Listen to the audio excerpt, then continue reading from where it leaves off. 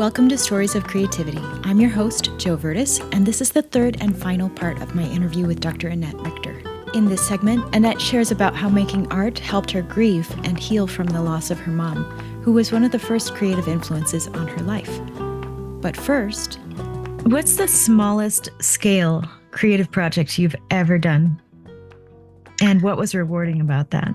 I've probably done smaller projects, but I'm reminded of a class that I took with a regional artist at a local art gallery probably a couple years ago. She decorates eggs in sort of a Ukrainian, Russian kind of a style.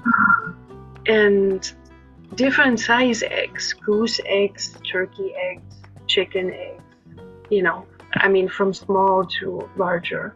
And so they offered a class in this medium. And I thought, my goodness, that sounds wonderful.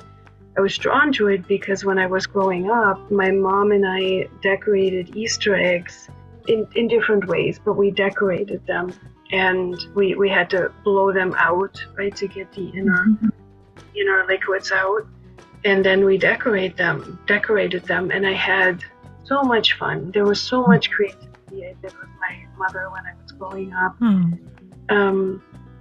And so I went to this class and they were already all blown out. And the teacher had brought many samples of her own work. And my goodness, they were just, stunning what she had done. And so here again, I was curious about learning about the technique. Okay, how does she do this? What's involved? You not only need jars with water and colors and things and brushes, but you also need to melt wax in a device that has a tiny little sort of carrying basket or hole at the end. I forget the term of this. This has a name. So you fill that little carrier with wax and you hold it into a flame so it melts. And at the bottom of the little carrier, there's a hole so the melted wax can come out.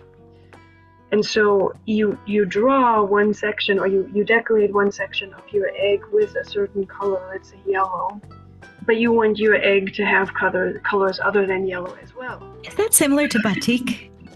Yeah. Yeah, that sounds fun. The next color you apply is not going to get into the yellow section. Mm-hmm. Right. The trick is that you have to remember which color you put where on the egg. Sure. and so it's a medium that requires not only memory but also great attention to detail, because it's very big in the first place. It's a curvy surface, and you don't have a great deal of space to work with when you draw certain patterns or something, right, in each section. And so it's very detail oriented in a small space. And I had so much fun. Yeah, it was wonderful. And at the end, you take all the wax off and you basically discover, what you've done. Nice. So it's very cool. It's like, that does sound fun. Yeah, you're having your discovery at the end, and you polish it and, let it dry. But yeah, I really enjoyed it. So again, it was something that reminded me of something I did when I was younger. And it would be cool to go back into, though in a different way. I had a student a few years ago who made the tiniest origami cranes. Oh. Maybe half an inch. Whoa. In its finished size. Crazy. I know. Sticky note papers. And I have some in my... And yeah, it was very inspiring. What's a large-scale creative project that you've done or would like to do? I was inspired to think about that question because one of my alcoholink paintings ended up being enlarged on a utility box in town. Yes, that's so cool. I saw Yeah, that. of public art, and seeing, your small painting enlarged to this extensive degree was something else. It works. I enjoy seeing it every time I go by there. Maybe also the theater project where the paintings that I did were projected onto the big screen on stage. Just seeing your work in a different dimension is so revealing. Something I would love to do, and this is sort of a project that connects to teaching, working with students, and this is probably a dream, I don't know, but taking a group of interested students on a, I don't know, 2-week trip, either to different parts of this country or maybe going to Europe, and going to different sites and different museums with them, and kind of giving them the chance to experience what used to be called a Bildungsreise, so a formative travel or trip during which you learn a lot, something from another country or your own. Goes back to the 19th century. It was a thing in Europe at the time. And right, the idea of learning through traveling, expanding your horizons in whatever way by going to different places. Not just, right, knowing the state or the neighboring town, but go explore. That's a wonderful idea. Yeah, it's so important to for becoming or to have, right, an education that is as well-rounded as can be. Talking with the students about how seeing X, Y, or Z impacts them. Also how what they see relates to what might be familiar to them. What was new, what struck them, all of these kinds of things. And maybe, I don't know, maybe creating like a blog or a podcast or something where they share their experiences. That would be awesome. Yeah. Yeah, and maybe taking a couple other faculty colleagues along, Yeah, I would love to do that. What a cool idea. Part of this idea comes out of the freshman seminar that I teach on visual culture and connections between music and painting. And so we talk about, paintings that hang in different art museums across the US or Europe or perhaps Japan or someplace like that. One of my students from this past year, she researched an image by Manet called The Spanish Singer.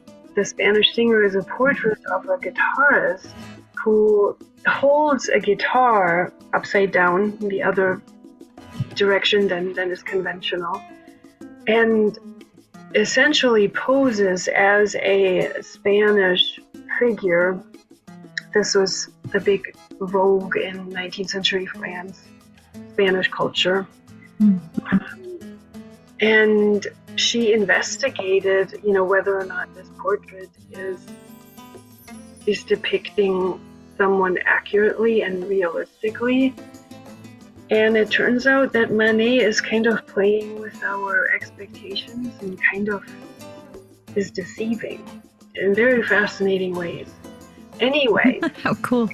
Yeah, she ended up being able to, this portrait hangs in the Met, and she was able to go with her parents and visit Nice. the museum during over the Christmas break, and she reported back what she saw and what a revelatory moment this was for her to see the real thing in the museum, and how she saw things in the image that you just can't get the same way from even high quality reproductions online. It's not the same. I mean, it's very valuable, but seeing the actual thing in the museum or in real life is a completely different experience. And so, yeah, she was just mesmerized. She wrote a wonderful paper about it, presented it at a student scholarship day this past spring. It was just so marvelous to observe her learning and her growth as a young scholar, right? And how she was able to absorb so much from research and scholarship that she had read and create a very insightful paper that she then shared with others. And her talk in an informed way about this painting that she chose. It was just really wonderful and gratifying. I bet. And I want students to have that kind of experience, right? Mm-hmm. And to learn that we have to, we can't take things that we see in our daily lives for granted. We have to investigate them and take them with a grain of salt. So true. And become visually literate more, right? Yeah. Absolutely. What a great lesson to give to your classes. It was. That's wonderful. Yeah. So this capacity that art has to heal us from something traumatic in our lives. 12 years ago, I lost my mom to cancer. And it was a shocking piece of news. I was here. She was in Germany with a couple other family members, and I got the phone call when it was too late. And she was the only parent I had when I grew up. She raised me by herself, and I very much draw my hat for what all she did to give me a memorable childhood. And we did a lot of things and creative things together, and I treasure those memories a great deal. And I think she over time, many decades down the road, she's still with me in my creativity, and she inspired me to explore new ways in being creative in the visual arts. But in any event, when I was in Germany for 3 months to do what I had to do after she passed away, thankfully I got to visit with some of my college and high school friends there as well, which helped a great deal for my own processing of this loss and going through this grieving. But it was a difficult year. After I got back from Germany, I was still not sure where I was going to teach the following year, and something did work out, but there's this period of sort of upheaval and insecurity and not knowing that was not easy to deal with. A friend recommended, why don't you see if you can, get into a conversation with a therapist. And I was very lucky to find a wonderful art therapist who helped me through this time of grieving and loss and explored working in different media with me. We worked with paper, with drawing, with different media, and also knitting and those kinds of things. And at the time, I didn't think I could be creative because I was traumatized. It was as if a world had collapsed, like I lost my only parent. Yeah. But of course, time usually heals us as well as other things. And so I got back into creativity at that time. And it became something very positive. She was a visual artist herself, and she had lots of experience, in helping people through difficult times, and it was a learning experience for me in seeing that, that's actually a thing that's possible. And so I credit her for bringing that passion for making art back into my life. It had kind of been dormant for several years. And then when I met you, it sort of added another layer of inspiration. But anyway, it was I was very grateful to be working with this lady, and to realize it is possible to be creative while you grieve or you go through a loss or you recover from something. And it doesn't matter what it is or what it looks like, or, it's for you.